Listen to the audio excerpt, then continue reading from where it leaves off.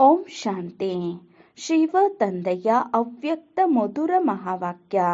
ಅವ್ಯಕ್ತ ಮುರುಳಿಯ ದಿನಾಂಕ 5/11/2023. ಪ್ರಾತಃ ಮುರುಳಿ ಅವ್ಯಕ್ತ ಬಾಪ್ದಾದ ಮಧುಬನ. ರಿವೈಸ್ ದಿನಾಂಕ 10/3/1996. ಕರಣ್ ಹಾರ್ ಅಂದರೆ ಕರ್ತ ಹಾಗೂ ಕರಾವನ್ ಹಾರ್. ಕರ್ತವ್ಯ ಮಾಡಿಸುವವರ ಸ್ಮೃತಿಯಿಂದ ಕರ್ಮಾತೀತ ಸ್ಥಿತಿ. ಕರ್ತ ಹಾಗೂ ಕರ್ತವ್ಯ ಮಾಡಿಸುವವರ ಸ್ಮೃತಿಯಿಂದ ಕರ್ಮಾತೀತ ಸ್ಥಿತಿ. ಇಂದು ಕಲ್ಯಾಣಕಾರಿ ತಂದೆಯು ನನ್ನ ಸಾರಥಿಯಾಗಿರುವ ಕಲ್ಯಾಣಕಾರಿ ಮಕ್ಕಳನ್ನು ನೋಡುತ್ತಾ ಇದ್ದೇನೆ. ಎಲ್ಲ ಮಕ್ಕಳು ತುಂಬ ಅಕ್ಕರೆಯಿಂದ ಪ್ರೀತಿಯಿಂದ ವಿಶ್ವ ಕಲ್ಯಾಣದ ಕಾರ್ಯ ಮಾಡುವುದರಲ್ಲಿ ತತ್ಪರರಾಗಿದ್ದಾರೆ. ಇಂತಹ ಸಾಥಿಗಳನ್ನು ನೋಡಿ ಬಾಪ್ದಾದಾರವರು ಬೇಷ್ ಸಾಥಿ ಮಕ್ಕಳೇ, ಬೇಷ್ ಎನ್ನುವ ಗೀತೆಯನ್ನು ಹಾಡುತ್ತಾ ಇರುತ್ತೀರಲ್ಲವೇ. ಈ ಬಾಪ್ದಾದಾರವರು 4 ಕಡೆಯ ವೇಗವನ್ನು ನೋಡಿದರು, ಜೊತೆಯಲ್ಲಿ ಸ್ವಪುರುಷಾರ್ಥದ ಗತಿಯನ್ನು ನೋಡಿದರು. ಹೀಗೆ ಸೇವೆ ಹಾಗೂ ಸ್ವಪುರುಷಾರ್ಥದ ಗತಿ ಇವೆರಡರಲ್ಲಿ ಏನು ನೋಡಿರಬಹುದು? ನೀವು ತಿಳಿದುಕೊಂಡಿದ್ದೀರಾ ಸೇವೆಯ ಗತಿಯು ತೀವ್ರವಾಗಿದೆಯೋ ಅಥವಾ ಸ್ವಪುರುಷಾರ್ಥದ ಗತಿಯು ತೀವ್ರವಾಗಿದೆಯೋ? ಏನು ಪರಿಸ್ಥಿತಿ ಇದೆ? ಎರಡರ ಸಮತೋಲನವಿದೆಯೇ? ಇಲ್ಲವೇ? ಹಾಗಾದರೆ ವಿಶ್ವ ಪರಿವರ್ತನೆ ಮಾಡುವ ಆತ್ಮರಿಗೆ ಅಥವಾ ಪ್ರಕೃತಿಗೆ ಆಶೀರ್ವಾದವು ಯಾವಾಗ ದೊರೆಯುವುದು? ಏಕೆಂದರೆ ಸಮತೋಲನದಿಂದ ನಿಮಗೆ ಏನು ಆಶೀರ್ವಾದವು ದೊರೆಯುತ್ತಿದೆಯೋ ಅದು ಅನ್ಯರಿಗೆ ದೊರೆಯುವುದು. ಆದರೆ ಸ್ವಪುರುಷಾರ್ಥ ಹಾಗೂ ಸೇವೆಯ ಗತಿಯಲ್ಲಿ ಅಂತರವು ಏಕೆ ಇದೆ? ನೀವು ಏನಾಗಿದ್ದೀರಿ ಎಂದು ಹೇಳಿಕೊಳ್ಳುತ್ತೀರಿ? ಕರ್ಮಯೋಗಿ ಎಂದೋ ಅಥವಾ ಕೇವಲ ಯೋಗಿ ಎಂದೋ ಏನಾಗಿದ್ದೀರಿ? ಕರ್ಮಯೋಗಿಯಾಗಿದ್ದೀರಲ್ಲವೇ? ಪಕ್ಕಾ ಆಗಿದ್ದೀರಲ್ಲವೇ? ಹಾಗಾದರೆ ಸೇವೆಯೂ ಸಹ ಏನಾಗಿದೆ? ಕರ್ಮವಾಗಿದೆಯಲ್ಲವೇ? ಕರ್ಮದಲ್ಲಿ ಬರುತ್ತೀರಿ, ಮಾತನಾಡುತ್ತೀರಿ ಅಥವಾ ದೃಷ್ಟಿಯನ್ನು ಕೊಡುತ್ತೀರಿ, ಕೋರ್ಸ್ ಮಾಡಿಸುತ್ತೀರಿ, ಮ್ಯೂಸಿಯಂನಲ್ಲಿ ತಿಳುವಳಿಕೆ ನೀಡುತ್ತೀರಿ. ಏನಾಗಿದೆ? ಶ್ರೇಷ್ಠ ಕರ್ಮ ಅರ್ಥಾತ್ ಸೇವೆ, ಹೀಗೆ ಕರ್ಮಯೋಗಿ ಅರ್ಥಾತ್ ಇದೆಲ್ಲವೂ ಕರ್ಮದ ಸಮಯದಲ್ಲಿಯೋ ಯೋಗದ ಸಮತೋಲನವಿರುವುದೋ. ಆದರೆ ಬ್ಯಾಲೆನ್ಸ್ ಕಡಿಮೆಯಾಗಿ ಬಿಡುತ್ತದೆ ಎಂದು ಸ್ವಯಂ ನೀವೇ ಹೇಳುತ್ತೀರಿ. ಇದರ ಕಾರಣವು ಏನಾಗಿದೆ? ಇದೇನು ಹೊಸ ಸಂಗತಿಯಲ್ಲ, ಚೆನ್ನಾಗಿ ತಿಳಿದುಕೊಂಡಿದ್ದೀರಿ. ತುಂಬ ಹಳೆಯ ಸಂಗತಿಯಾಗಿದೆ. ಬಾಪ್ದಾದಾರವರು ಏನು ನೋಡಿದರೆಂದರೆ ಸೇವೆ ಅಥವಾ ಕರ್ಮ ಹಾಗೂ ಸ್ವಪುರುಷಾರ್ಥ ಅರ್ಥಾತ್ ಯೋಗ ಇವೆರಡರ ಸಮತೋಲನ ಇಟ್ಟುಕೊಳ್ಳುವ ವಿಶೇಷವಾಗಿ ಒಂದೇ ಶಬ್ದವನ್ನು ನೆನಪಿಟ್ಟುಕೊಳ್ಳಿರಿ. ಯಾವುದಾಗಿದೆ? ತಂದೆಯು ಕರ್ತವ್ಯ ಮಾಡಿಸುವವರು ಆಗಿದ್ದಾರೆ ಹಾಗೂ ನಾನು ಆತ್ಮನು ಕರಣ್ ಹಾರ್ ಕರ್ಮಾಚಾರಿ ಆಗಿದ್ದೇನೆ. ಹೀಗೆ ಕರಣ್ ಕರಾವನ್ ಹಾರ್ ಎನ್ನುವ ಒಂದು ಶಬ್ದವು ಮಾಡಿಸಲ್ಪಡುವವರು ತಂದೆಯಾಗಿದ್ದಾರೆ ಎನ್ನುವ ಒಂದು ಶಬ್ದವು ನಿಮ್ಮ ಸಮತೋಲನೆಯನ್ನು ತುಂಬಾ ಸಹಜವಾಗಿ ಸರಿ ಮಾಡಿಬಿಡುವುದು. ಸ್ವಪುರುಷಾರ್ಥದ ವೇಗ ಅಥವಾ ಗತಿಯು ಯಾವಾಗಲಾದರೂ ಕಡಿಮೆಯಾದರೆ ಅದರ ಕಾರಣವು ಏನಾಗಿದೆ? ಕರ್ಮಾಚಾರಿಗೆ ಬದಲಾಗಿ ನಾನೇ ಮಾಡುವವನಾಗಿದ್ದೇನೆ ಎಂದು ತಿಳಿದುಕೊಳ್ಳುತ್ತೀರಿ. ಕರ್ಮಾಚಾರಿಗೆ ಬದಲಾಗಿ ನಿಮ್ಮನ್ನು ಕರಾವನ್ ಹಾರ್ ಕರ್ಮೇಂದ್ರಿಯಗಳಿಂದ ಕರ್ಮ ಮಾಡಿಸುವ ಮಾಲೀಕ ಆತ್ಮ ಆಗಿದ್ದೇನೆ ಎಂದು ತಿಳಿದುಕೊಳ್ಳಬೇಕು. ಏನೇನು ಯಾವ ಪ್ರಕಾರದ ಮಾಯೆಯು ಬರುತ್ತದೆಯೋ ಅದು ಪ್ರವೇಶ ಮಾಡುವ ಗೇಟ್. ಆ ಪ್ರದೇಶಕ್ಕೆ ಪ್ರವೇಶ ಮಾಡುವ ಗೇಟ್ ಹೆಬ್ಬಾಗಿಲು ಯಾವುದಾಗಿದೆ? ಮಾಯೆಯು ಬರುವ ಎಲ್ಲದಕ್ಕಿಂತಲೂ ಸಹಜವಾದ ಗೇಟ್ ಯಾವುದೆಂದು ತಿಳಿದುಕೊಂಡಿರಾ? ಅದು ನಾನು ಎನ್ನುವುದೇ ಆಗಿದೆಯಲ್ಲವೇ? ನೀವು ಆ ಗೇಟನ್ನು ಇನ್ನೂ ಪೂರ್ತಿ ಮುಚ್ಚಿಬಿಟ್ಟಿಲ್ಲ. ನೀವು ಹೇಗೆ ಮುಚ್ಚುತ್ತೀರೆಂದರೆ ಮಾಯೆಯು ಸಹಜವಾಗಿಯೇ ತೆರೆದುಕೊಂಡು ಒಳಗೆ ಬಂದು ಬಿಡುತ್ತದೆ. ಒಂದು ವೇಳೆ ಕರ್ಮಾಚಾರಿ ಆಗಿದ್ದರೆ ಕಾರ್ಯವನ್ನು ಮಾಡಿಸುವವರಾದ ತಂದೆಯು ಅವಶ್ಯಕವಾಗಿ ನೆನಪಿಗೆ ಬರುವರು. ಮಾಡುತ್ತಾ ಇದ್ದೇನೆ. ಆದರೆ ಮಾಡಿಸುವವರು ತಂದೆಯಾಗಿದ್ದಾರೆ.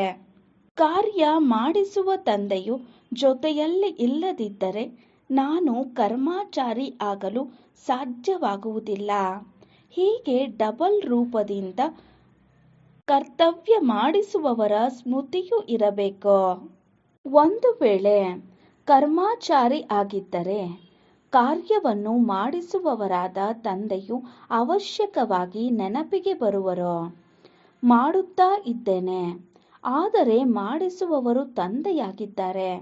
ಕಾರ್ಯ ಮಾಡಿಸುವವ ತಂದೆಯ ಜೊತೆಯಲ್ಲಿ ಇಲ್ಲದಿದ್ದರೆ ನಾನು ಕರ್ಮಾಚಾರಿ ಆಗಲು ಸಾಧ್ಯವಾಗುವುದಿಲ್ಲ. ಹೀಗೆ ಡಬಲ್ ರೂಪದಿಂದ ಕರ್ತವ್ಯ ಮಾಡುವವರ ಸ್ಮೃತಿಯೂ ಇರಬೇಕು. ಒಬ್ಬರಂತೂ ತಂದೆಯು ಕರಾವನ್ಹಾರ್ ಆಗಿದ್ದಾರೆ ಹಾಗೂ ಎರಡನೆಯವರು ನಾನು.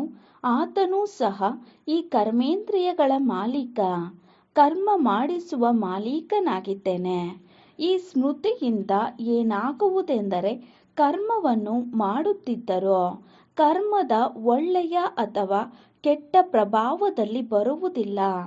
ಇದನ್ನು ಕರ್ಮಾತೀತ ಅವಸ್ಥೆ ಎಂದು ಕರೆಯಲಾಗುತ್ತದೆ. ನಿಮ್ಮೆಲ್ಲರ ಲಕ್ಷ್ಯವು ಏನಾಗಿದೆ? ಕರ್ಮಾತೀತ ಆಗುವ ಲಕ್ಷ್ಯವಿದೆಯಲ್ಲವೇ ಅಥವಾ ಇಲ್ಲವೋ? ಸ್ವಲ್ಪ ಸ್ವಲ್ಪ ಕರ್ಮ ಬಂಧನ ಅಡ್ಡಿ ಇಲ್ಲವೆಂದು ತಿಳಿದಿದ್ದೀರಾ? ಕರ್ಮ ಬಂಧನವು ಅಲ್ಪ ಸ್ವಲ್ಪ ಇರಬೇಕು, ಇರಬಾರದು. ಕರ್ಮಾತೀತ ಆಗಬೇಕೆಂದಿದ್ದೀರಾ? ತಂದೆಯೊಂದಿಗೆ ಪ್ರೀತಿ ಇರುವುದರ ಚಿಹ್ನೆಯು ಕರ್ಮಾತೀತ ಆಗುವುದಾಗಿದೆ.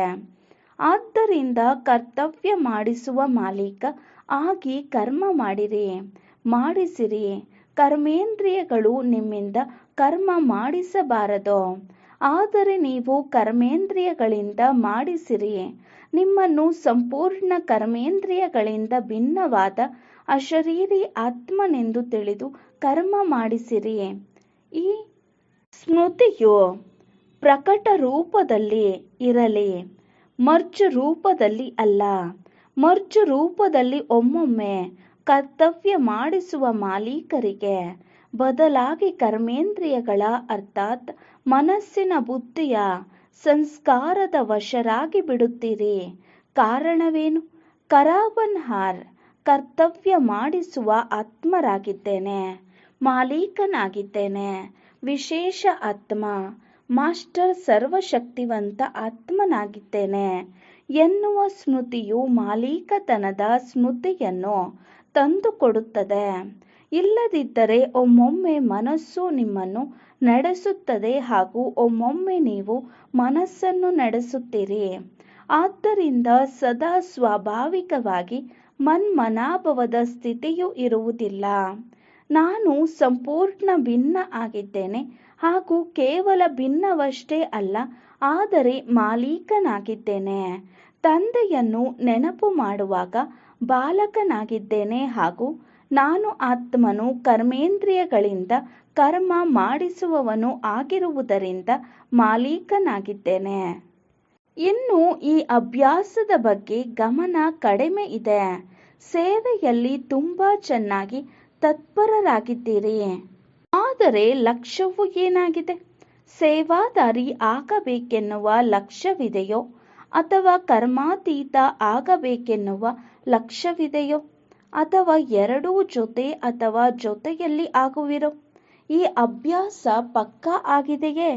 ಇದೀಗಲೇ ಈ ಅಭ್ಯಾಸವನ್ನು ಸ್ವಲ್ಪ ಸಮಯದವರೆಗೆ ಮಾಡಬಲ್ಲಿರಾ? ಕರ್ಮೇಂದ್ರಿಯಗಳಿಂದ ನನ್ನ ಅಶರೀರಿ ಆತ್ಮ ಆಗಬಲ್ಲಿರಾ?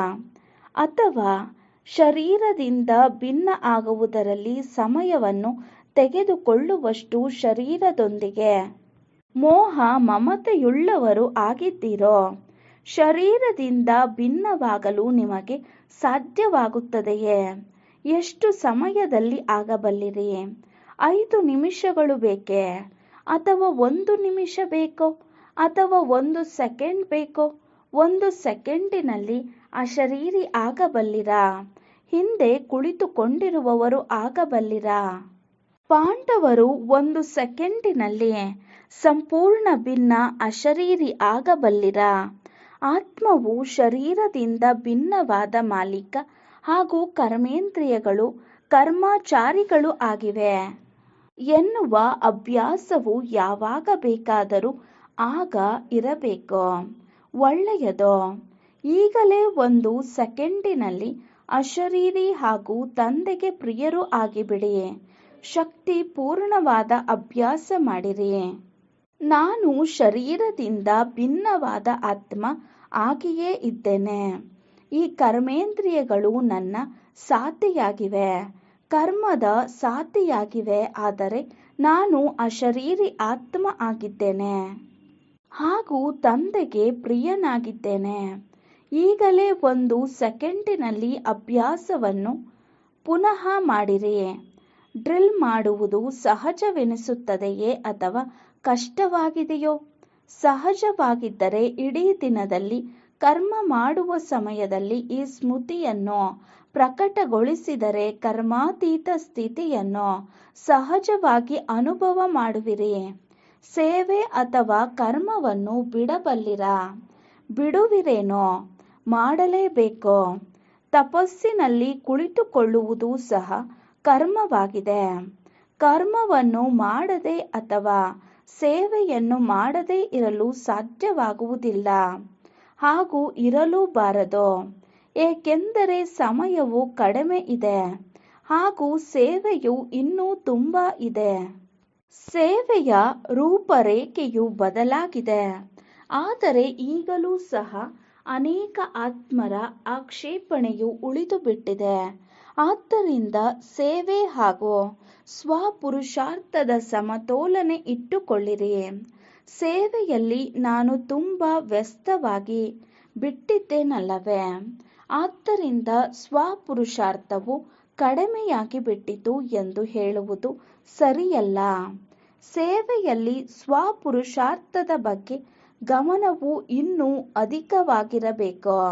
ಏಕೆಂದರೆ ಸೇವೆಯಲ್ಲಿ ಮಾಯೆಗೆ ಬರುವ ಅವಕಾಶವು ಅನೇಕ ಪ್ರಕಾರದಿಂದ ಇರುತ್ತದೆ. ಹೆಸರು ಸೇವೆಯೆಂದು ಇದ್ದರೂ ಸ್ವಾರ್ಥವಿರುತ್ತದೆ. ನಿಮ್ಮ ಉನ್ನತಿ ಮಾಡಿಕೊಳ್ಳಿರಿ, ಆದರೆ ಉನ್ನತಿ ಮಾಡಿಕೊಳ್ಳುತ್ತಾ ಸಮತೋಲನವನ್ನು ಮರೆಯಬೇಡಿರಿ. ಏಕೆಂದರೆ ಸೇವೆಯಲ್ಲಿಯೇ ಸ್ವಭಾವ ಸಂಬಂಧದ ವಿಸ್ತಾರವಾಗುತ್ತದೆ ಹಾಗೂ ಮಾಯೆಯು ಅವಕಾಶವನ್ನು ತೆಗೆದುಕೊಳ್ಳುತ್ತದೆ. ಸಮತೋಲನವು ಕಡಿಮೆಯಾದರೂ, ಅಂದರೆ ಸ್ವಲ್ಪವೂ ಕಡಿಮೆಯಾದರೂ, ಮಾಯೆಯು ಹೊಸ ಹೊಸ ರೂಪವನ್ನು ಧಾರಣೆ ಮಾಡಿಬಿಡುತ್ತದೆ. ಹಳೆಯ ರೂಪದಲ್ಲಿ ಬರುವುದಿಲ್ಲ. ಹೊಸ ಹೊಸ ರೂಪದಲ್ಲಿ, ಹೊಸ ಹೊಸ ಪರಿಸ್ಥಿತಿಯ ರೂಪದಲ್ಲಿ, ಸಂಪರ್ಕದ ರೂಪದಲ್ಲಿ ಬರುತ್ತದೆ. ಸೇವೆಯನ್ನು ಬಿಟ್ಟುಕೊಟ್ಟರೆ ನಿಮ್ಮನ್ನು ಬಾಪ್ದಾದಾರವರು ಸ್ವಪುರುಷಾರ್ಥದಲ್ಲಿ ಪ್ರತ್ಯೇಕವಾಗಿ 1 ಮಾಸದವರೆಗೆ ಕೂರಿಸಿದರೆ, 15 ದಿನಗಳವರೆಗೆ ಕೂರಿಸಿದರೆ ಕರ್ಮಾತೀತ ಆಗಿಬಿಡುವಿರಾ? ಏನೂ ಮಾಡಬೇಡಿರಿ, ಕುಳಿತುಕೊಳ್ಳಿರಿ, ತಪಸ್ಸು ಮಾಡಿರಿ. ಅಡುಗೆಯನ್ನು 1 ಸಲ ಮಾಡಿದರೆ ಸಾಕು. 1 ತಿಂಗಳು ಸೇವೆಯಿಂದ ಬಿಡುವು ಕೊಡೋಣವೇ? ಹೀಗೆ ಮಾಡಿದರೆ ಕರ್ಮಾತೀತ ಆಗಿಬಿಡುವಿರಾ? ಆಗುವುದಿಲ್ಲವೇ? ಒಂದು ವೇಳೆ ಸಮತೋಲನೆಯ ಅಭ್ಯಾಸವಿಲ್ಲದಿದ್ದರೆ 1 ತಿಂಗಳಷ್ಟೇ ಅಲ್ಲ, 2 ತಿಂಗಳವರೆಗೆ ತಪಸ್ಸಿನಲ್ಲಿ ಕುಳಿತು ಬಿಟ್ಟರೂ ಮನಸ್ಸು ತಪಸ್ಸಿನಲ್ಲಿ ಸ್ಥಿತವಾಗುವುದಿಲ್ಲ. ತನುವು ಕುಳಿತುಕೊಂಡಿರುತ್ತದೆ. ಆದರೆ ಸ್ಥಿತ ಮಾಡಬೇಕಾಗಿರುವುದು ಕೇವಲ ತನುವನ್ನು ಅಥವಾ ಮನಸ್ಸನ್ನು. ತನುವಿನ ಜೊತೆಯಲ್ಲಿ ಮನಸ್ಸನ್ನು ಸಹ ಸ್ಥಿತ ಮಾಡಿರಿ. ತಂದೆ ಹಾಗೂ ನಾನು ಇಬ್ಬರೇ ಇದ್ದೇವೆ, ಅನ್ಯರು ಯಾರೂ ಇಲ್ಲ ಎನ್ನುವ ಸ್ಥಿತಿಯಲ್ಲಿ ಮನಸ್ಸು ಸ್ಥಿತವಾಗಿ ಬಿಡಲಿ. ಹೀಗೆ 1 ತಿಂಗಳು ಇಂತಹ ತಪಸ್ಸನ್ನು ಮಾಡಬಲ್ಲಿರಾ? ಅಥವಾ ಸೇವೆಯು ನೆನಪಿಗೆ ಬರುವುದೋ? ಬಾಪ್ದಾದಾರವರು ಅಥವಾ ನಾಟಕವೋ? ಹೇಗೆ ಪ್ರತಿದಿನವೂ ಸೇವೆಯು ವೃದ್ಧಿಯಾಗಲಿದೆ ಎಂದು ತೋರಿಸುತ್ತಿರುತ್ತಾರೋ ಅಥವಾ ಕಡಿಮೆಯಾಗಲಿದೆ ಎಂದು ತೋರಿಸುತ್ತಾರೋ? ವೃದ್ಧಿಯಾಗಲಿದೆಯಲ್ಲವೇ? ಆದ್ದರಿಂದ ಹೇಗೆ ಕುಳಿತು ಬಿಡುವಿರಿ? 1 ವರ್ಷದ ಹಿಂದೆ ನಿಮ್ಮ ಸೇವೆಯು ಏನಿತ್ತೋ ಹಾಗೂ ಈ ವರ್ಷದಲ್ಲಿ ಏನು ಸೇವೆ ಮಾಡಿದಿರೋ ಅದು ವೃದ್ಧಿಯಾಗಿದೆಯೋ ಅಥವಾ ಕಡಿಮೆಯಾಗಿದೆಯೋ? ವೃದ್ಧಿಯಾಗಿದೆಯಲ್ಲವೇ? ಬಯಸದಿದ್ದರೂ ಸೇವೆಯ ಬಂಧನದಲ್ಲಿ ಬಂಧಿತರಾಗಿದ್ದೀರಿ. ಆದರೆ ಸೇವೆಯ ಬಂಧನವು ಸಮತೋಲನ ಬಂಧನಕ್ಕೆ ಬದಲಾಗಿ ಸೇವೆಯ ಸಂಬಂಧವಿರುವುದು ಬಂಧನವಲ್ಲ. ಹೇಗೆ ಲೌಕಿಕ ಸಂಬಂಧದಲ್ಲಿ ಒಂದನೆಯದಾಗಿ ಸಂಬಂಧವಿರುತ್ತದೆ, ಇನ್ನೊಂದು ಕರ್ಮ ಬಂಧನವಿರುತ್ತದೆ ಹಾಗೂ ಮತ್ತೊಂದು ಸೇವೆಯ ಸಂಬಂಧ, ಇಲ್ಲಿ ಬಂಧನದ ಅನುಭವವಾಗುವುದಿಲ್ಲ. ಸೇವೆಯ ಮಧುರವಾದ ಸಂಬಂಧವಿದೆ. ಆದ್ದರಿಂದ ಏನು ಗಮನ ನೀಡುವಿರಿ? ಸೇವೆ ಹಾಗೂ ಸ್ವಪುರುಷಾರ್ಥದ ಸಮತೋಲನ ಇಟ್ಟುಕೊಳ್ಳಬೇಕೆಂದು. ಸೇವೆಯ ಅತಿಯಲ್ಲಿ ಹೋಗಬೇಡಿರಿ. ನಾನೇ ಮಾಡಬೇಕಾಗುತ್ತದೆ, ನಾನೇ ಮಾಡಬಲ್ಲೆನು ಎಂದು ತಿಳಿಯುವುದು ಸರಿಯಲ್ಲ. ಮಾಡಿಸುವವರು ಮಾಡಿಸುತ್ತಾ ಇದ್ದಾರೆ, ನಾನು ನಿಮಿತ್ತ ಕರ್ಮಚಾರಿ ಆಗಿದ್ದೇನೆ ಎಂಬ ಸ್ಮೃತಿ ಇರಬೇಕು. ಆಗ ಜವಾಬ್ದಾರಿಯು ಕಡಿಮೆ, ದಣಿವು ಕಡಿಮೆಯಾಗುತ್ತದೆ. ಅನೇಕ ಮಕ್ಕಳು ಏನು ಹೇಳುತ್ತಾರೆಂದರೆ, ತುಂಬಾ ಸೇವೆ ಮಾಡಿದೆನಲ್ಲವೇ, ಆದ್ದರಿಂದ ದಣಿದಿದ್ದೇನೆ ಎಂದು, ತಲೆಯು ಭಾರವಾಗಿ ಬಿಟ್ಟಿದೆ ಎಂದು ಹೇಳುತ್ತಾರೆ. ಆದರೆ ಯಥಾರ್ಥವಾದ ಸ್ಮೃತಿಯಿಂದ ತಲೆಯು ಭಾರವಾಗುವುದಿಲ್ಲ. ಅದಕ್ಕೆ ಬದಲಾಗಿ ಕರಾವನ್ಹಾರ್ ಆಗಿರುವ ತಂದೆಯು ತುಂಬಾ ಚೆನ್ನಾಗಿ ಮಸಾಜ್ ಮಾಡುವರು ಹಾಗೂ ಬುದ್ಧಿಯ ಮಸಾಜ್ ಆಗುವ ಕಾರಣ ಬುದ್ಧಿಯು ಇನ್ನೂ ಫ್ರೆಶ್ ಆಗಿಬಿಡುವುದು, ಹಗುರ ಹಾಗೂ ತಾಜಾ ಆಗಿಬಿಡುವುದು, ದಣಿವಾಗುವುದಿಲ್ಲ, ವಿಶೇಷ ಶಕ್ತಿಯು ಬರುವುದು. ಹೇಗೆ ವೈಜ್ಞಾನಿಕ ಔಷಧಿಗಳಿಂದ ಶರೀರದಲ್ಲಿ ಶಕ್ತಿಯು ಬರಲು ಸಾಧ್ಯವಿದೆಯೋ ಹಾಗೆ ತಂದೆಯ ನೆನಪಿನಿಂದ ಆತ್ಮದಲ್ಲಿ ಶಕ್ತಿಯು ಬರಲು ಸಾಧ್ಯವಿಲ್ಲವೇ? ಹಾಗೂ ಆತ್ಮದಲ್ಲಿ ಶಕ್ತಿಯು ಬಂದರೆ ಶರೀರದ ಮೇಲೆ ಸ್ವತಃವಾಗಿ ಪ್ರಭಾವ ಬೀರುತ್ತದೆ. ಅನುಭವಿಯೂ ಆಗಿದ್ದೀರಿ. ಒಮ್ಮೊಮ್ಮೆಯಾದರೂ ಅನುಭವವಾಗುತ್ತದೆ. ಆಮೇಲೆ ನಡೆಯುತ್ತಾ ಕಂಬಿಯು ಬದಲಾವಣೆಯಾಗಿ ಬಿಡುತ್ತದೆ ಹಾಗೂ ಗೊತ್ತೇ ಆಗುವುದಿಲ್ಲ. ಯಾವಾಗ ಏನಾದರೂ ಬೇಸರ, ಬಳಲಿಕೆ ಅಥವಾ ತಲೆಯ ಭಾರವಾಗುತ್ತದೆಯೋ ಆಗ ಪ್ರಜ್ಞೆಯು ಬರುತ್ತದೆ. ಇದೇನಾಯಿತು, ಏಕೆ ಆಯಿತು? ಆದರೆ ಕೇವಲ ಒಂದು ಶಬ್ದವನ್ನು ನೆನಪು ಮಾಡಿರಿ, ಕರನ್ಹಾರ್ ಹಾಗೂ ಕರಾವನ್ಹಾರ್ ಎಂಬುದನ್ನು ನೆನಪು ಮಾಡಿರಿ. ಕಷ್ಟವಾಗುತ್ತದೆಯೇನೋ ಅಥವಾ ಸಹಜವಾಗುತ್ತದೆಯೋ? ಸಹಜವಾಗಿದೆ ಎಂದು ಹೇಳಿರಿ.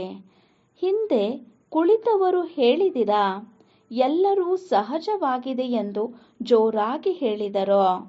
ಈಗ 9 ಲಕ್ಷ ಪ್ರಜೆಗಳನ್ನು ತಯಾರು ಮಾಡಿದ್ದೀರಾ. ವಿದೇಶದಲ್ಲಿ ಎಷ್ಟು ತಯಾರಾಗಿದ್ದಾರೆಯೇ? 9 ಲಕ್ಷ ತಯಾರಾಗಿದ್ದಾರೆಯೇ?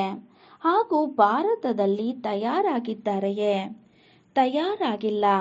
ನೀವೇ ಸಮಾಪ್ತಿಯ ಮುಳ್ಳು, ಮುಂದೆ ಹೋಗಲು ಬಿಡುವುದಿಲ್ಲ. ಬ್ಯಾಲೆನ್ಸ್ ಇಟ್ಟುಕೊಳ್ಳಿರಿ. ಡೈಮಂಡ್ ಜುಬಲಿಯಾಗಿರುವುದರಿಂದ ಚೆನ್ನಾಗಿ ಸೇವೆ ಮಾಡಿರಿ. ಆದರೆ ಬ್ಯಾಲೆನ್ಸ್ ಇಟ್ಟುಕೊಂಡು ಸೇವೆ ಮಾಡಿದರೆ ಪ್ರಜೆಗಳು ಬೇಗ ತಯಾರಾಗುವರು. ಸಮಯ ಹಿಡಿಸುವುದಿಲ್ಲ. ಪ್ರಕೃತಿಯು ತುಂಬಾ ಬಳಲಿ ಹೋಗಿದೆ. ಆತ್ಮರೂ ಸಹ ನಿರಾಶರಾಗಿ ಬಿಟ್ಟಿದ್ದಾರೆ. ಹೀಗೆ ನಿರಾಶರಾದಾಗ ಯಾರನ್ನು ನೆನಪು ಮಾಡುತ್ತಾರೆ? ಭಗವಂತ ತಂದೆಯನ್ನು ನೆನಪು ಮಾಡುತ್ತಾರೆ. ಆದರೆ ಅವರ ಪೂರ್ತಿ ಪರಿಚಯವಿಲ್ಲದಿರುವ ಕಾರಣ ನಿಮ್ಮನ್ನು, ದೇವಿ ದೇವತೆಗಳನ್ನು ಹೆಚ್ಚು ನೆನಪು ಮಾಡುತ್ತಾರೆ. ಇಂತಹ ನಿರಾಶರಾಗಿರುವ ಆತ್ಮರ ಮೊರೆಯು ನಿಮಗೆ ಕೇಳಿ ಬರುವುದಿಲ್ಲವೇ? ಕೇಳಿ ಬರುತ್ತದೆಯೋ? ಹವ್ಯಾಸದಲ್ಲಿಯೇ ಮಗ್ನರಾಗಿದ್ದೀರೋ? ದಯಾಪೂರ್ಣರಾಗಿದ್ದೀರಲ್ಲವೇ? ತಂದೆಯನ್ನು ಏನೆಂದು ಕರೆಯುತ್ತೀರಿ? ದಯಾಪೂರ್ಣ, ದಯಾಸಾಗರರೆಂದು. ಹಾಗೂ ಸರ್ವ ಧರ್ಮದವರು ದಯೆಯನ್ನು ಅವಶ್ಯಕವಾಗಿ ಬೇಡುತ್ತಾರೆ. ಯಾವುದೇ ಧರ್ಮದವರಾಗಿದ್ದರೂ ಸುಖವನ್ನು ಬೇಡುವುದಿಲ್ಲ. ಆದರೆ ಎಲ್ಲರಿಗೂ ದಯೆಯ ಅಗತ್ಯವಿದೆ. ಹಾಗಾದರೆ ಕೊಡುವವರು ಯಾರಾಗಿದ್ದಾರೆ? ನೀವು ಕೊಡುವವರಾಗಿದ್ದೀರಲ್ಲವೇ? ಅಥವಾ ತೆಗೆದುಕೊಳ್ಳುವವರಾಗಿದ್ದೀರೋ? ತೆಗೆದುಕೊಂಡು ಕೊಡುವವರಾಗಿದ್ದೀರಿ. ದಾತನ ಮಕ್ಕಳಾಗಿದ್ದೀರಲ್ಲವೇ? ಆದ್ದರಿಂದ ನಿಮ್ಮ ಸೋದರ ಸಹೋದರಿಯರೇ ಮೇಲೆ ಅವರ ಮೇಲೆ ದಯೆ ತೋರಬೇಕಾಗಿದೆ. ಅಂದರೆ ಅವರ ಮೇಲೆ ದಯಾಹೃದಯಿಗಳಾಗಿರಿ.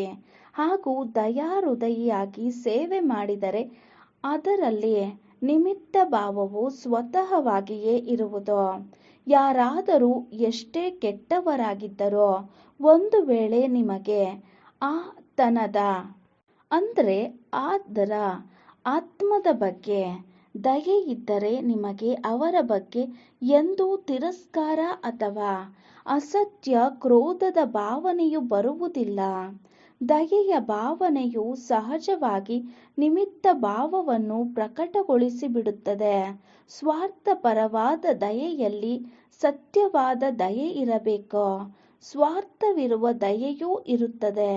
ಆಂತರ್ಯದಲ್ಲಿ ಯಾರಾದರೂ ಆತ್ಮನ ಬಗ್ಗೆ ಆಸಕ್ತಿ ಅಥವಾ ಆಕರ್ಷಣೆ ಇರುತ್ತದೆ. ಆದರೆ ದಯೆಯು ಉತ್ಪನ್ನವಾಗುತ್ತಿದೆ ಎಂದು ತಿಳಿದುಕೊಳ್ಳುತ್ತಾರೆ. ಅದು ಸ್ವಾರ್ಥವಿರುವ ದಯೆಯಾಯಿತು. ಸತ್ಯವಾದ ದಯೆಯಲ್ಲಿ ಯಾವ ಆಕರ್ಷಣೆಯೂ ಇರುವುದಿಲ್ಲ. ಯಾವ ದೇಹ ಅಭಿಮಾನವೂ ಇರುವುದಿಲ್ಲ. ಆತ್ಮನು ಆತ್ಮನ ಮೇಲೆ ದಯೆ ಮಾಡುತ್ತಿದ್ದಾರೆ. ದೇಹ ಅಭಿಮಾನ ಅಥವಾ ದೇಹದ ಯಾವುದೇ ಆಕರ್ಷಣೆಯ ಹೆಸರೋ ಕುರುಹು ಇರುವುದಿಲ್ಲ. ಒಬ್ಬೊಬ್ಬರಿಗೆ ಆಕರ್ಷಣೆಯು ದೇಹದೊಂದಿಗೆ ಇರುತ್ತದೆ. ಹಾಗೂ ಒಬ್ಬೊಬ್ಬರಿಗೆ ಗುಣಗಳೊಂದಿಗೆ ಆಕರ್ಷಣೆಯಾಗುತ್ತದೆ. ವಿಶೇಷತೆಯೊಂದಿಗೂ ಆಕರ್ಷಣೆಯಾಗುತ್ತದೆ. ಆದರೆ ವಿಶೇಷತೆ ಅಥವಾ ಗುಣಗಳನ್ನು ಪ್ರದಾನ ಮಾಡುವವರು ಯಾರಾಗಿದ್ದಾರೆ? ಆತ್ಮವಂತೂ ಎಷ್ಟೇ ಶ್ರೇಷ್ಠವಾಗಿದ್ದರೂ ತಂದೆಯಿಂದ ಲೇವತ ಅಥವಾ ತೆಗೆದುಕೊಳ್ಳುವವರಾಗಿದ್ದಾರೆ. ತಂದೆಯಿಂದ ತೆಗೆದುಕೊಂಡಿದ್ದಾರೆ. ಆ ವಿಶೇಷತೆಯು ತಮ್ಮ ಸ್ವಂತದ್ದಲ್ಲ, ತಂದೆಯು ಕೊಟ್ಟಿರುವುದಾಗಿದೆ. ಆದ್ದರಿಂದ ನೇರವಾಗಿ ದಾತನಿಂದ ಏಕೆ ತೆಗೆದುಕೊಳ್ಳಬಾರದು? ಆದ್ದರಿಂದ ಸ್ವಾರ್ಥದ ದಯೆ ಇರಬಾರದು ಎಂದು ನಿಮಗೆ ತಿಳಿಸಲಾಯಿತು. ಅನೇಕ ಮಕ್ಕಳ ಅಂತಹ ಬಿಂಕ ತುಂಟಾಟ ತೋರಿಸುತ್ತಾರೆ. ಆಂತರ್ಯದಲ್ಲಿ ಸ್ವಾರ್ಥವಿರುತ್ತದೆ. ಆದರೆ ನನಗೆ ದಯೆಯು ಉತ್ಪನ್ನವಾಗುತ್ತದೆ ಎಂದು ಹೇಳುತ್ತಾರೆ. ಬೇರೆ ಏನೂ ಇಲ್ಲ, ಕೇವಲ ದಯಾ ಭಾವವಿರುತ್ತದೆ ಎಂದು ಹೇಳುತ್ತಾರೆ. ಆದರೆ ನಿಸ್ವಾರ್ಥವಾದ ದಯೆ ಇದೆಯೇ ಎಂದು ಪರಿಶೀಲನೆ ಮಾಡಿರಿ. ಆಕರ್ಷಣಾರಹಿತವಾದ ದಯೆ ಇದೆಯೇ? ಯಾವುದಾದರೂ ಅಲ್ಪ ಕಾಲದ ಪ್ರಾಪ್ತಿಯ ಕಾರಣದಿಂದ ದಯೆ ತೋರಿಸುವುದಿಲ್ಲ ತಾನೇ? ಇದನ್ನು ಪರಿಶೀಲನೆ ಮಾಡಿಕೊಳ್ಳಿರಿ. ಆಮೇಲೆ ಏನು ಹೇಳುತ್ತಾರೆಂದರೆ, ತುಂಬ ಉತ್ತಮರಾಗಿದ್ದಾರಲ್ಲವೇ? ಆದ್ದರಿಂದ ಸ್ವಲ್ಪ, ಆದರೆ ಸ್ವಲ್ಪ ಆಕರ್ಷಣೆ, ಮಮತೆಗೂ ಅನುಮತಿ ಇಲ್ಲ. ಒಂದು ವೇಳೆ ಕರ್ಮಾತೀತ ಆಗಬೇಕೆಂದಿದ್ದರೆ ಈ ಎಲ್ಲ ಅಡ್ಡಿಗಳನ್ನು ನಿವಾರಣೆ ಮಾಡಿಕೊಳ್ಳಿರಿ. ಇವು ದೇಹ ಅಭಿಮಾನದಲ್ಲಿ ಕರೆತರುತ್ತದೆ. ಉತ್ತಮರಾಗಿದ್ದಾರೆ. ಆದರೆ ಉತ್ತಮರನ್ನಾಗಿ ಮಾಡುವವರು ಯಾರಾಗಿದ್ದಾರೆ? ಒಳ್ಳೆಯದನ್ನು, ವಿಶೇಷತೆಯನ್ನು ಧಾರಣೆ ಮಾಡಲು ಅಡ್ಡಿ ಇಲ್ಲ. ಆದರೆ ಆ ವಿಶೇಷತೆಯಲ್ಲಿ ಪ್ರಭಾವಿತರಾಗಬೇಡಿರಿ. ಅನಾಸಕ್ತರಾಗಿ ಇರಿ ಹಾಗೂ ತಂದೆಗೆ ಪ್ರಿಯರಾಗಿರಿ. ಯಾರು ತಂದೆಯಲ್ಲಿ ಪ್ರೀತಿಯುಳ್ಳವರಾಗಿದ್ದಾರೋ ಹಾಗೂ ತಂದೆಗೆ ಪ್ರಿಯರಾಗಿದ್ದಾರೋ ಅವರು ಸದಾ ಸುರಕ್ಷಿತರಾಗಿರುತ್ತಾರೆ. ತಿಳಿಯಿತೆ? ಒಂದು ವೇಳೆ ಸೇವೆಯನ್ನು ವೃದ್ಧಿ ಮಾಡುವುದಾದರೆ ಸ್ಥಾಪನೆಯನ್ನು ಸಮೀಪಕ್ಕೆ ತರಬೇಕೋ ಇಲ್ಲವೋ? ಯಾರು ಸಮೀಪಕ್ಕೆ ತರುತ್ತಾರೆ? ತಂದೆಯು ತರುತ್ತಾರೇನೋ? ಎಲ್ಲರೂ ತರುವೆವೋ? ಸಾಥಿಗಳಾಗಿದ್ದಾರಲ್ಲವೇ? ಸಾಥಿಯಾಗಿರುವ ನೀವು ಮಕ್ಕಳಿಲ್ಲದೆ ಏಕಾಂಗಿಯಾಗಿ ತಂದೆಯೂ ಸಹ ಏನೂ ಮಾಡಲು ಸಾಧ್ಯವಾಗುವುದಿಲ್ಲ. ನೋಡಿರಿ, ತಂದೆಯು ಒಂದು ವೇಳೆ ಜ್ಞಾನವನ್ನು ತಿಳಿಸಿಕೊಡಬೇಕಾದರೂ ಸಹ ಶರೀರದ ಜೊತೆಯನ್ನು ತೆಗೆದುಕೊಳ್ಳಬೇಕಾಗುತ್ತದೆ. ಶರೀರದ ಜೊತೆ ಇಲ್ಲದಿದ್ದರೆ ಮಾತನಾಡಲು ಸಾಧ್ಯವಿದೆಯೇ? ಅದು ಹಳೆಯ ಗಾಡಿಯೇ ಆಗಿರಬಹುದು ಅಥವಾ ಚೆನ್ನಾಗಿಯೇ ಇರಬಹುದು, ಆದರೆ ಆಧಾರವನ್ನಂತೂ ತೆಗೆದುಕೊಳ್ಳಲೇ ಬೇಕಾಗುತ್ತದೆ. ಆಧಾರವಿಲ್ಲದೆ ಕಾರ್ಯವನ್ನು ಮಾಡಲು ಸಾಧ್ಯವಾಗುವುದಿಲ್ಲ. ಬ್ರಹ್ಮ ಬಾಬಾರವರ ಜೊತೆಯನ್ನು ತೆಗೆದುಕೊಂಡೆನಲ್ಲವೇ? ಆಗ ತಾನೇ ನೀವು ಬ್ರಾಹ್ಮಣರಾದಿರಿ. ಬ್ರಹ್ಮ ಕುಮಾರಿ ಎಂದು ಹೇಳಿಕೊಳ್ಳುತ್ತೀರಿ, ಶಿವಕುಮಾರಿ ಎಂದು ಹೇಳುವುದಿಲ್ಲ. ಏಕೆಂದರೆ ನಿರಾಕಾರ ತಂದೆಯು ಸಾಕಾರ ಬ್ರಹ್ಮರವರ ಆಧಾರ ತೆಗೆದುಕೊಳ್ಳಲೇಬೇಕಾಗುತ್ತದೆ. ಹೇಗೆ ಸಾಕಾರ ಬ್ರಹ್ಮರವರ ಆಧಾರ ತೆಗೆದುಕೊಂಡೆನೋ ಹಾಗೆಯೇ ಈಗಲೂ ಸಹ ಬ್ರಹ್ಮರವರ ಅವ್ಯಕ್ತ ಸೂಕ್ಷ್ಮ ದೇವತೆಯ ರೂಪದ ಆಧಾರವನ್ನು ತೆಗೆದುಕೊಳ್ಳದೆ ನಿಮ್ಮ ಪಾಲನೆಯನ್ನು ಮಾಡಲು ಸಾಧ್ಯವಾಗುತ್ತದೆಯೇ? ಸಾಕಾರದಲ್ಲಿ ತೆಗೆದುಕೊಂಡೆನೋ ಅಥವಾ ಆಕಾರದ ರೂಪದಲ್ಲಿ ತೆಗೆದುಕೊಂಡೆನೋ, ಆದರೆ ಆತ್ಮದ ಆಧಾರ ಜೊತೆಯನ್ನು ತೆಗೆದುಕೊಳ್ಳಲೇಬೇಕಾಗುತ್ತದೆ. ವಾಸ್ತವವಾಗಿ ಸರ್ವಶಕ್ತಿವಂತ ಈಶ್ವರನಾಗಿದ್ದಾರೆ. ಮಾಂತ್ರಿಕನು ವಿನಾಶಿ ಯಕ್ಷಿಣಿಯನ್ನು 1 ಸೆಕೆಂಡಿನಲ್ಲಿ ಮಾಡಿ ತೋರಿಸಬಲ್ಲರು. ಆದ್ದರಿಂದ ಸರ್ವಶಕ್ತಿವಂತ ಈಶ್ವರನು ಏನು ಬೇಕಾದರೆ ಅದನ್ನು ಮಾಡಲು ಸಾಧ್ಯವಿಲ್ಲವೇನೋ? ಮಾಡಲು ಸಾಧ್ಯವಿದೆಯೇ? ಈಗಲೇ ವಿನಾಶವನ್ನು ಮಾಡಲು ಸಾಧ್ಯವಿದೆಯೇ? ಏಕಾಂಗಿಯಾಗಿ ಮಾಡಲು ಸಾಧ್ಯವಿದೆಯೇ? ಒಂಟಿಯಾಗಿ ಮಾಡಲು ಸಾಧ್ಯವಾಗುವುದಿಲ್ಲ. ಸರ್ವಶಕ್ತಿವಂತ ಈಶ್ವರನಾಗಿದ್ದರೂ ಸಹ ಸಾಥಿಗಳಾಗಿ ನಿಮ್ಮ ಸಂಬಂಧದಲ್ಲಿ ಬಂಧಿಸಲ್ಪಟ್ಟಿದ್ದೇನೆ. ಆದ್ದರಿಂದ ನಿಮ್ಮೊಂದಿಗೆ ತಂದೆಯ ಪ್ರೀತಿಯು ಎಷ್ಟೊಂದು ಇದೆ. ಬೇಕಾದರೆ ಮಾಡಬಹುದು, ಆದರೆ ಮಾಡಬಾರದು. ಮಂತ್ರಗಾರಿಕೆಯ ದಂಡವನ್ನು ತಿರುಗಿಸಲು ಸಾಧ್ಯವಿಲ್ಲವೇನೋ? ಆದರೆ ರಾಜ್ಯಾಧಿಕಾರಿ ಯಾರು ಆಗುತ್ತಾರೆ? ತಂದೆಯ ಮಗು ಆಗುವಿರೇನೋ? ನೀವು ಆಗುವಿರಿ ಅಥವಾ ತಂದೆಯೂ ಆಗುವರು. ಸ್ಥಾಪನೆಯನ್ನು ಮಾಡಿಬಿಡಬಹುದು, ವಿನಾಶವನ್ನು ಮಾಡಿಬಿಡಬಹುದು, ಆದರೆ ರಾಜ್ಯಭಾರವನ್ನು ಯಾರು ಮಾಡುವರು? ನೀವು ಇಲ್ಲದಿದ್ದರೆ ಕಾರ್ಯವು ನಡೆಯುವುದೇನೋ? ಆದ್ದರಿಂದ ತಂದೆಯು ನಿಮ್ಮೆಲ್ಲರನ್ನು ಕರ್ಮಾತೀತ ಮಾಡಲೇಬೇಕಾಗಿದೆ. ನೀವು ಕರ್ಮಾತೀತ ಆಗಲೇಬೇಕಲ್ಲವೇ? ಅಥವಾ ತಂದೆಯು ಬಲಾತ್ಕಾರದಿಂದ ಮಾಡಿಸಬೇಕೋ? ತಂದೆಯು ಮಾಡಿಸಬೇಕಾಗಿದೆ ಹಾಗೂ ನೀವೆಲ್ಲರೂ ಆಗಲೇಬೇಕಾಗಿದೆ. ಇದು ಮಧುರವಾದ ನಾಟಕವಾಗಿದೆ. ವಿಶ್ವ ನಾಟಕವು ಸೊಗಸಾಗಿದೆ ಎನಿಸುತ್ತದೆಯಲ್ಲವೇ? ಅಥವಾ ಒಮ್ಮೊಮ್ಮೆ ಇದೇನು ರಚನೆಯಾಗಿದೆ ಎಂದು ಬೇಸರಗೊಳ್ಳುತ್ತೀರೋ? ಇದು ಬದಲಾವಣೆಯಾಗಿರಬೇಕೆಂದು ಯೋಚಿಸುತ್ತೀರಾ? ಇದು ರಚನೆಯಾಗಿ ರಚಿಸಲ್ಪಟ್ಟಿರುವ ನಾಟಕವಾಗಿದೆ ಎಂದು ತಂದೆಯು ಹೇಳುತ್ತಾರೆ. ಇದು ಬದಲಾವಣೆಯಾಗುವುದು ಸಾಧ್ಯವಿಲ್ಲ. ಈ ವಿಶ್ವ ನಾಟಕದಲ್ಲಿ ನಿಮ್ಮ ಈ ಅಂತಿಮ ಜನ್ಮಕ್ಕೆ ಶಕ್ತಿಗಳಿವೆ. ನಾಟಕದಲ್ಲಿ ಈ ಶ್ರೇಷ್ಠ ಬ್ರಾಹ್ಮಣ ಜನ್ಮದಲ್ಲಿ ಅನೇಕ ಶಕ್ತಿಗಳು ದೊರೆತಿವೆ. ತಂದೆಯು ಉಯಿಲು ಮಾಡಿರುವುದರಿಂದ ಮನೋಬಲ ಇದೆ. ಹಾಗಾದರೆ ಏನು ನೆನಪಿಟ್ಟುಕೊಳ್ಳುವಿರಿ? ಯಾವ ಶಬ್ದವನ್ನು ನೆನಪಿಟ್ಟುಕೊಳ್ಳುವಿರಿ? ಕರನ್ ಕರಾವನ್ ಹಾರ್ ಎಂಬುದನ್ನು ಪಕ್ಕಾ ನೆನಪಿಟ್ಟುಕೊಳ್ಳುವಿರೋ? ಅಥವಾ ವಿಮಾನದಲ್ಲಿ ಹೋಗುತ್ತಾ ಹೋಗುತ್ತಾ ಮರೆತು ಬಿಡುತ್ತೀರೋ? ಮರೆಯಬೇಡಿರಿ.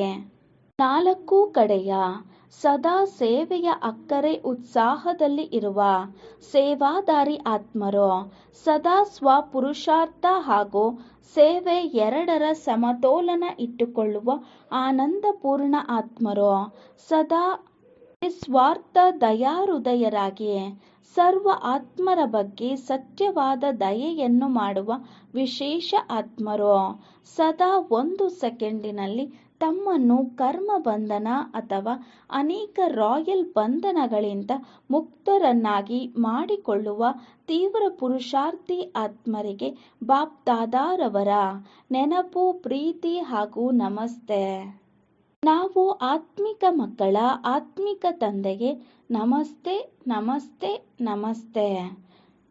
ವರದಾನ: ಆಜ್ಞಾಕಾರಿಯಾಗಿ ತಂದೆಯ ಸಹಾಯ ಅಥವಾ ಆಶೀರ್ವಾದದ ಅನುಭವ ಮಾಡುವಂತಹ ಸಫಲತಾ ಮೂರ್ತಿಗಳಾಗಿ. ಆಜ್ಞಾಕಾರಿಗಳಾಗಿ ತಂದೆಯ ಸಹಾಯ ಅಥವಾ ಆಶೀರ್ವಾದದ ಅನುಭವ ಮಾಡುವಂತಹ ಸಫಲತಾ ಮೂರ್ತಿಗಳಾಗಿ. ವಿವರಣೆ: ತಂದೆಯ ಆಜ್ಞೆಯಾಗಿದೆ, ನನ್ನೊಬ್ಬನನ್ನೇ ನೆನಪು ಮಾಡಿ. ಒಬ್ಬ ತಂದೆಯೇ ಸಂಸಾರ ಆಗಿದ್ದಾರೆ. ಆದ್ದರಿಂದ ಹೃದಯದಲ್ಲಿ ತಂದೆಯ ವಿನಃ ಬೇರೆ ಏನೂ ಸಮಾವೇಶವಾಗಿರಬಾರದು. ಒಂದೇ ಮತ, ಒಂದೇ ಬಲ, ಒಂದೇ ಭರವಸೆ.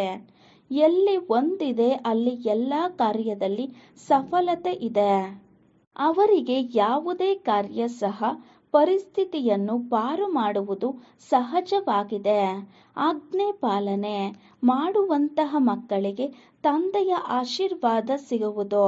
ಅದರಿಂದ ಕಷ್ಟವೂ ಸಹ ಸಹಜವಾಗಿ ಬಿಡುವುದು. ಸ್ಲೋಗನ್: ಹೊಸ ಬ್ರಾಹ್ಮಣ ಜೀವನದ ಸ್ಮೃತಿಯಲ್ಲಿದ್ದಾಗ ಯಾವುದೇ ಹಳೆಯ ಸಂಸ್ಕಾರ ಹೊರಬರಲು ಸಾಧ್ಯವಿಲ್ಲ. ಹೊಸ ಬ್ರಾಹ್ಮಣ ಜೀವನದ ಸ್ಮೃತಿಯಲ್ಲಿದ್ದಾಗ ಯಾವುದೇ ಹಳೆಯ ಸಂಸ್ಕಾರ ಹೊರಬರಲು ಸಾಧ್ಯವಿಲ್ಲ. ಓಂ ಶಾಂತಿ.